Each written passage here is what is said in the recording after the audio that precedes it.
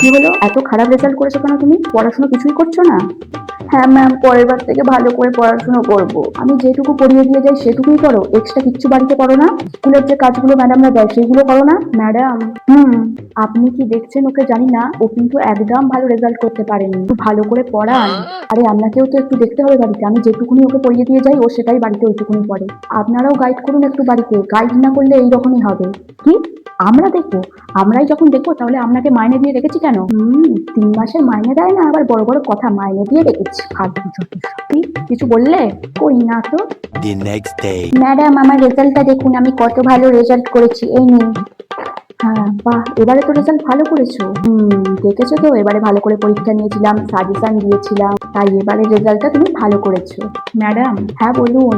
মেয়ে তো রেজাল্ট ভালোই করেছে।